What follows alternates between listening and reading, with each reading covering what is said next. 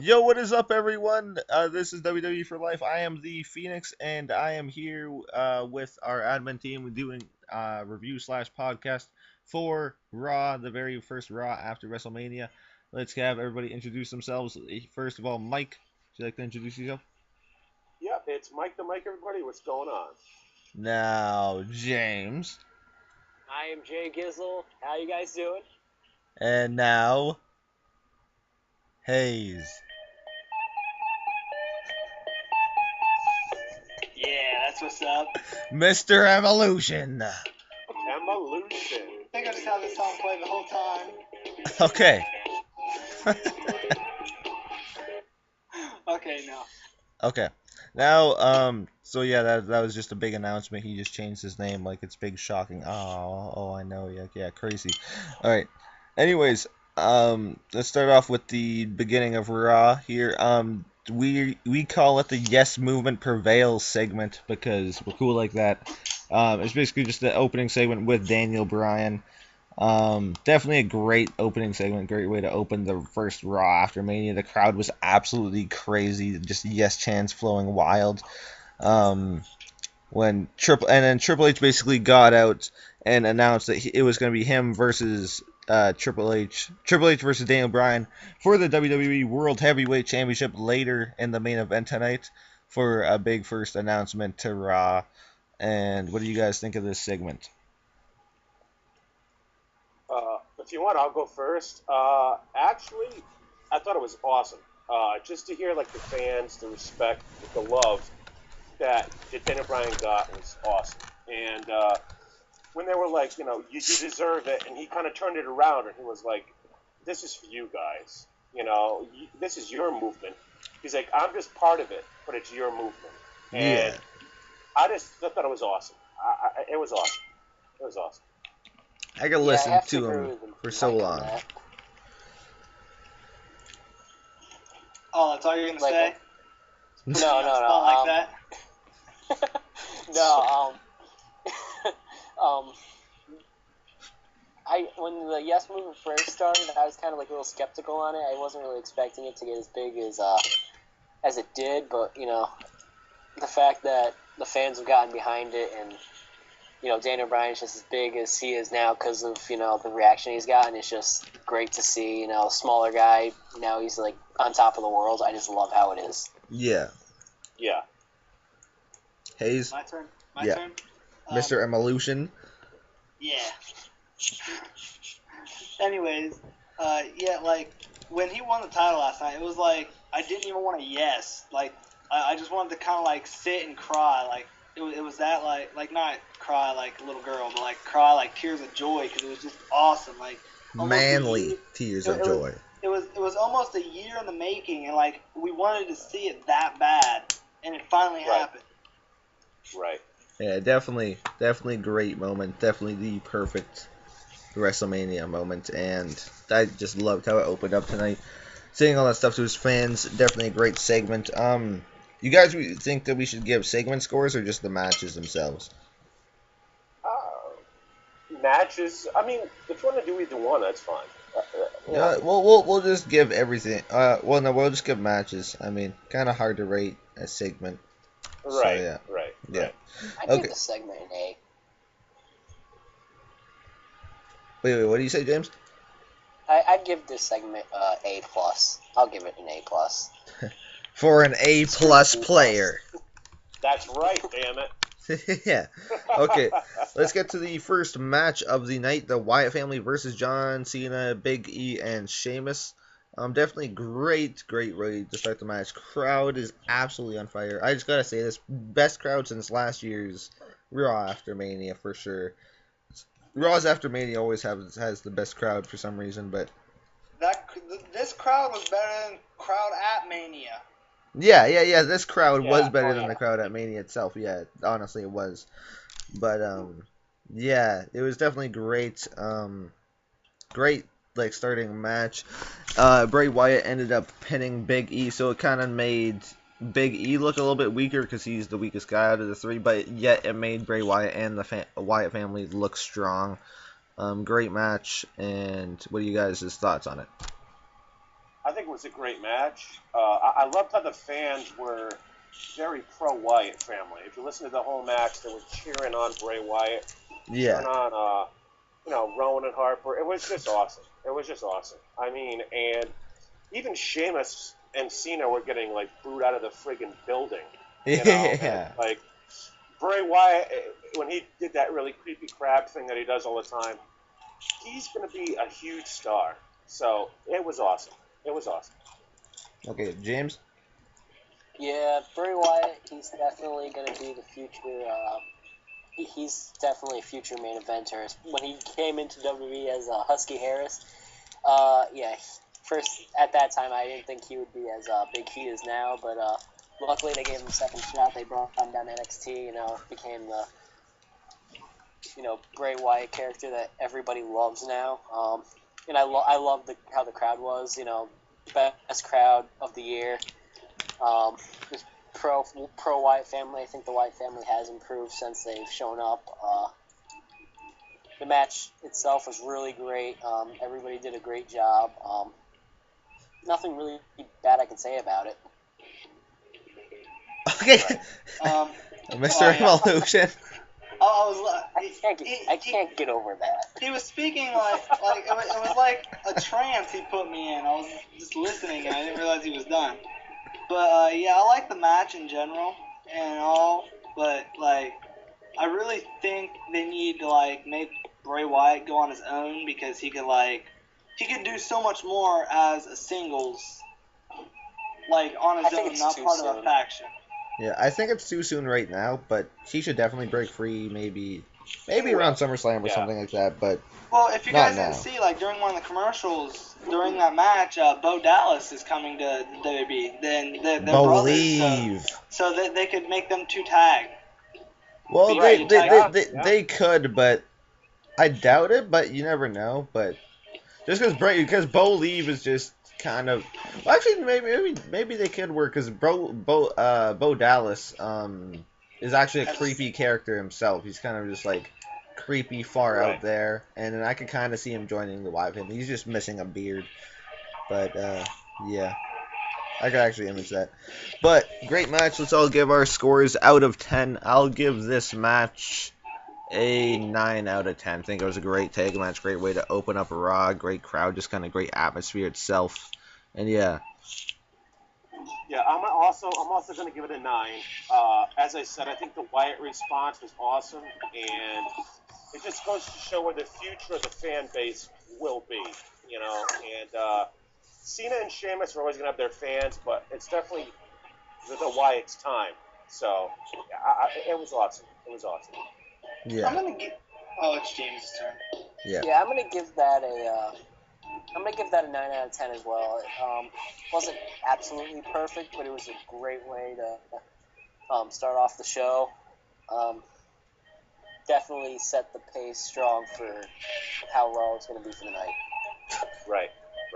Okay, now I'm Mr. gonna give the match Evolution. an 8, just because the way it ended. I don't like the fact that like everybody just on the Wyatt family just kind of stormed the ring.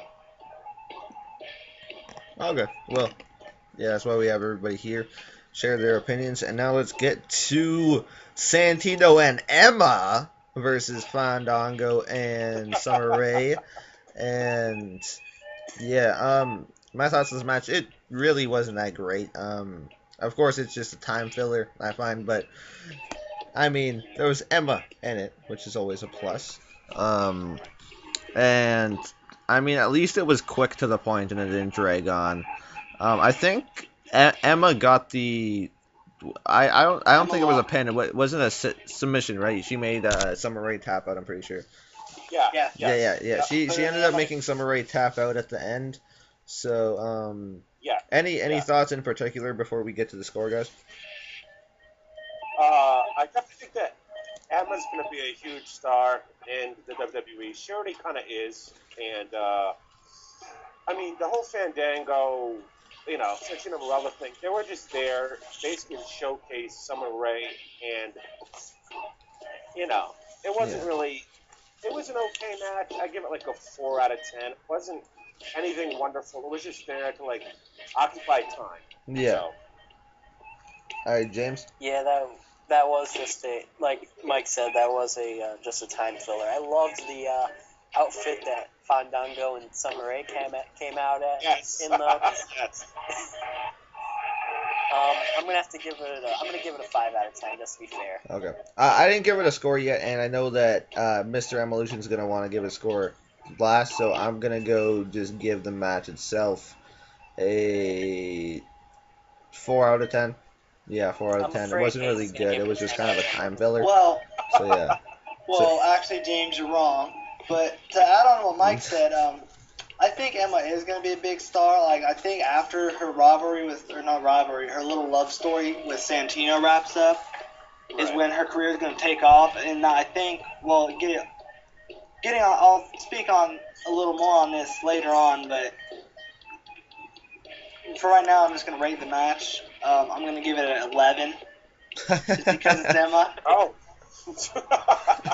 And it's always a pleasure to see Emma compete, whether it's a time filler or not, because she really is one of the best divas in the business right now. Okay, so All right. we got All a right. 4, a 4, a 5, and an 11. Okay. 11 out of 10. Yuck my scales. Oh, Okay, yeah. now we move on to the Brock Lesnar dominating segment. Basically, comes out, addresses that yes, he beat the streak. Yes, it's possible. He said that he's better than the likes of Stone Cold, Shawn Michaels, Triple H, all those people because he beat the streak. Those people couldn't beat the streak, but he could. He promised that he would break the streak, and that's just what he did. So I think that I think the segment was actually very well done. Like, I enjoyed the living shit out of it. I mean, it was mostly just Paul Heyman talking. Whenever Paul Heyman talks, like, I just love to hear him. He drops the best promos. I'm always a Paul Heyman guy. Always will be a Paul Heyman guy. And I think it was a really well done segment. And yeah, any thoughts on it, guys? I think it was done well. I think it was actually a little too long, maybe, but kind of you had to do that because the streak was broken. It wasn't like some normal, like, oh, I beat this guy, I beat that guy.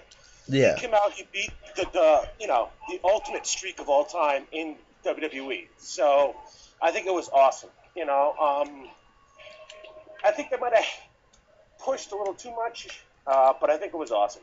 Yeah. Okay. So. James? I'm gonna have to give that that segment a good 7 out of 10. It was well done. It kind of dragged on a little bit. I felt like when Paul Heyman was talking in that retard voice, help the fans comprehend what he was saying. Right. Just very unnecessary. I mean, it was kind of funny, but at the same time, it's kind of like we have to move on with the show. Yeah, but I enjoy when Paul Heyman talks. I believe he is one of the best managers that ever came into WWE, and I'm glad to see that he's also aligning himself with Cesaro, which we will talk about in a little bit. Oh, yeah. Okay, yeah. I think there should have been a bigger celebration to, like, Undertaker. Every year he wins, he has this huge celebration about winning, which we already kind of assumed he was going to win. And then, so I think there should have been more of a celebration than just Brock standing there looking like an idiot and Heyman talking out his ass. I think there should have been a better celebration, but Especially because it was the streak broken. But then again, who would show up to a Brock Lesnar match. like Brock Lesnar? Well, it's that celebration. I think that it would if it was a celebration, it would have took him more time. And really, you kind of got to get down to the matches in the other segments because this is the They could have Wrestlemania. cut out his talking. They could have cut out some more talking, but like when he was going back to what James said, some of the unnecessary things that he said was like how he's better than Stone Cold and Shawn Michaels and The Rock, and I'm just like, they all fought Taker 10, 15 years ago when he was in his prime. Right. Like, if you would have fought Taker 4 or 5 years ago, you would have lost. You fought him this year when he's 48, and he's probably going to be in a wheelchair next year. Correct, Like, 49. he's going to be wheeling himself down to the ring. Yeah. Yeah. yeah. This was very well done segment. Think it was really good because it was his streak being ended. It could have been a little bit better, maybe could have been a little bit more to the point, but good segments. I mean, I love Paul Heyman talking. I don't think there's anyone who doesn't love him talking. So yeah, let's go move on to the tag team championship match with the Usos versus Randy Orton and Bautista. And if you want to call it a match. No, I was just kidding. But yeah. It wasn't really even a match. It was basically Randy Orton and Batista beating the shit out of the Usos. That's what the match was. I think it ended in count out. And they didn't count. Yeah, ended in count out towards no person because they were all outside, and it was just they just basically beat them up, showed that Randy Orton and Batista are on the same page. Now that just really what it showed off. I mean, since it was technically a match, we'll all go give it a score because why the fuck not. But yeah, any thoughts on it, guys? on a match, I'm going to give it like a 2 out of 10. It wasn't really even a match. It was more like I think it was more of like a build-up. Well, technically, like maybe not like just rate the match, but like rate the segment, like rate what you thought it did as a the entire general. segment.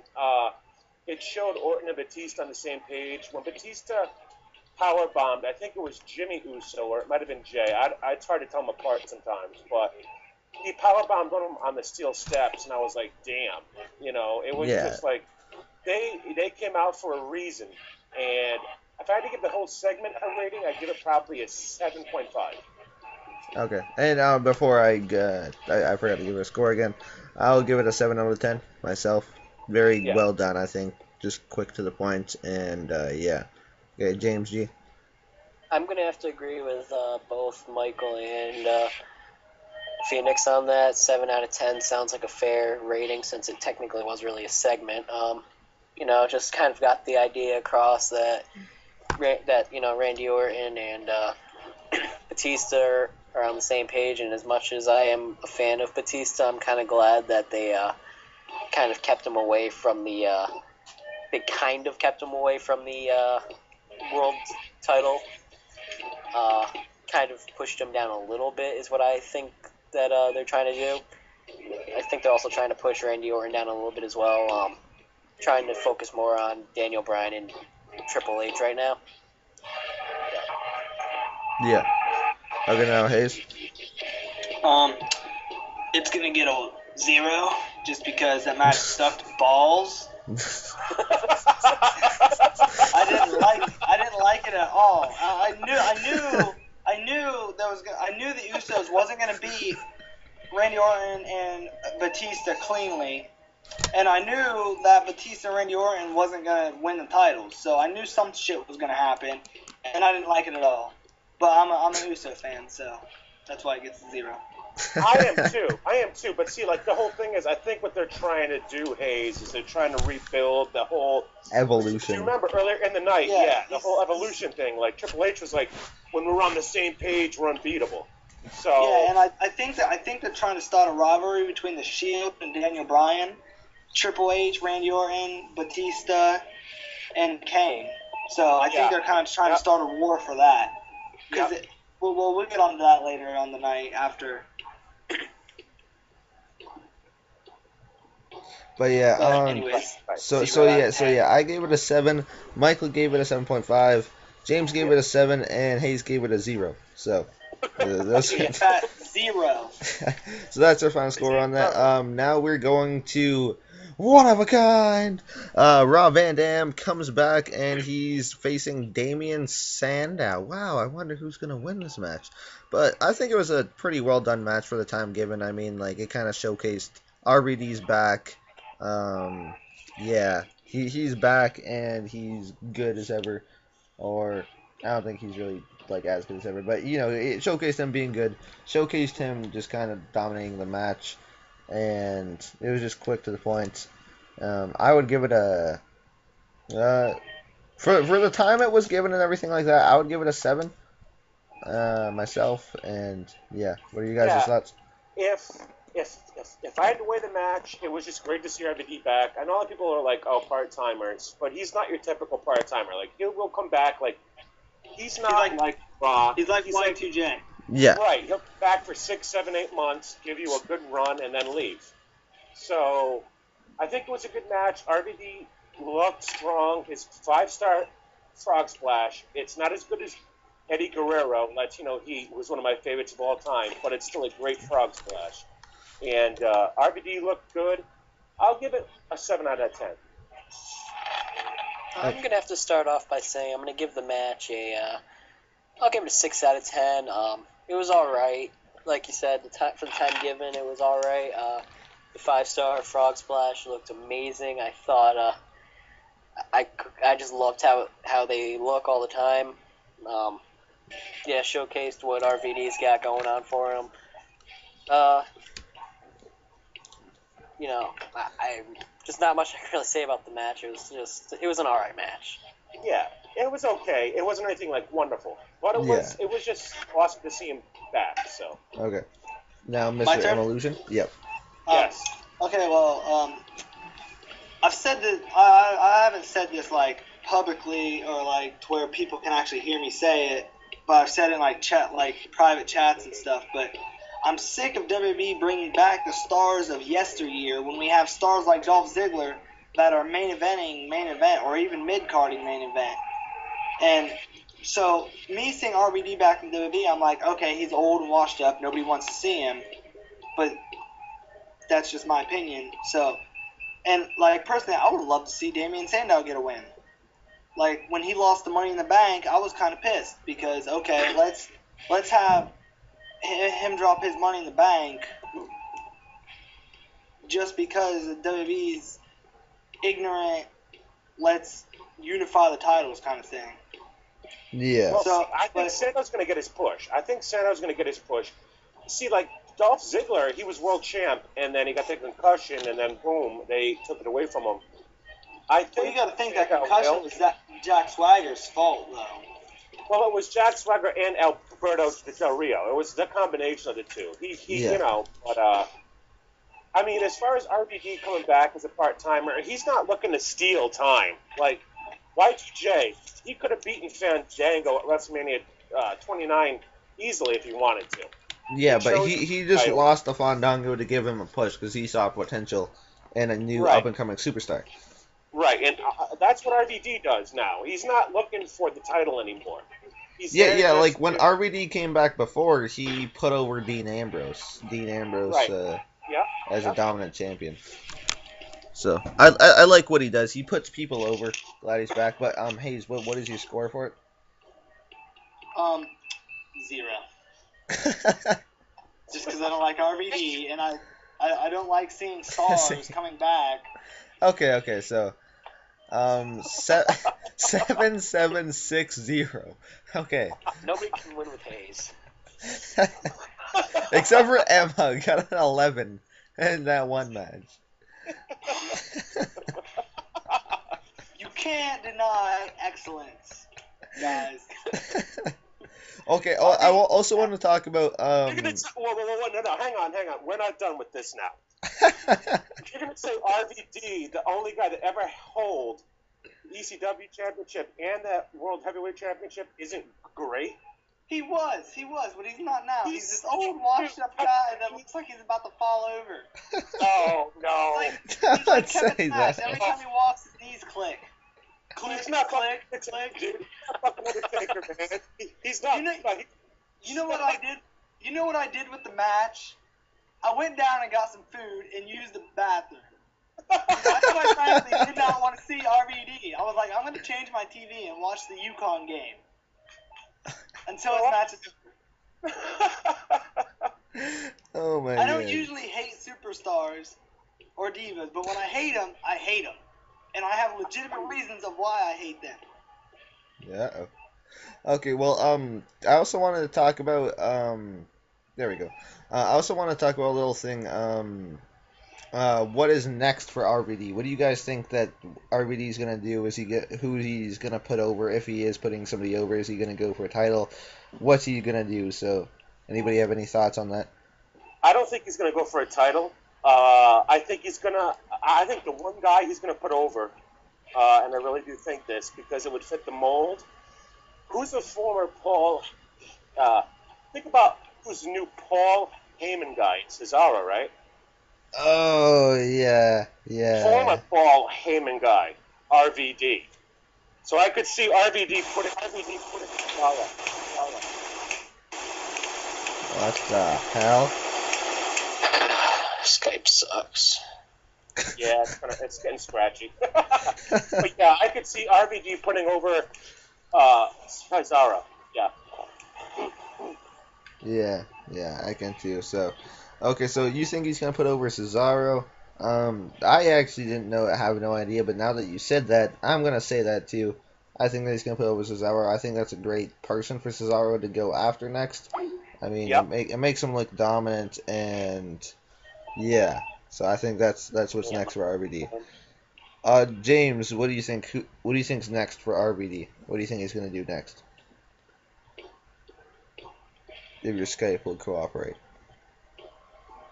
No, okay, let's go to Hayes. Well, he gets that figured out.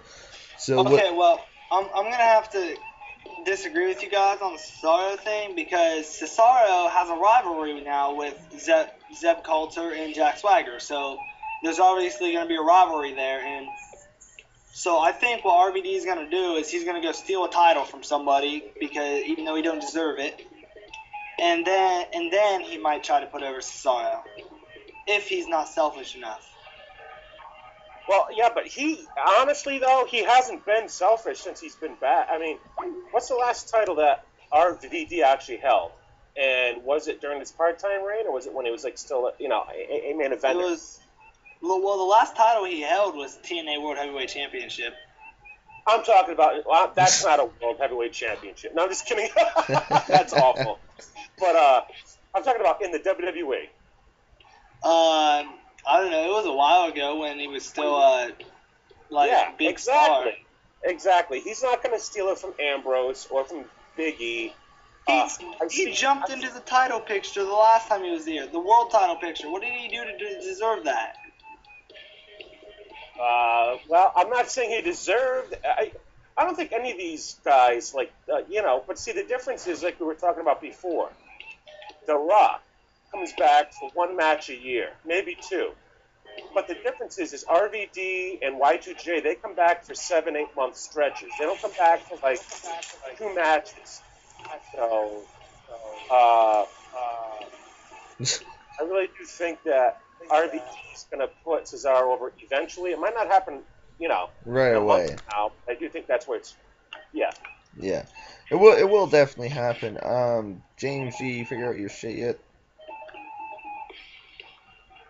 Guess Yeah, not. No, guess not. I don't know. I'll end it. Try calling him back soon. We'll just leave it unanswered for him. And then we're gonna go move on to Bad News Barrett's in a match. I loved it. Yes, versus Rey Mysterio. I love how he came back when he came out and I heard his music and not the podium.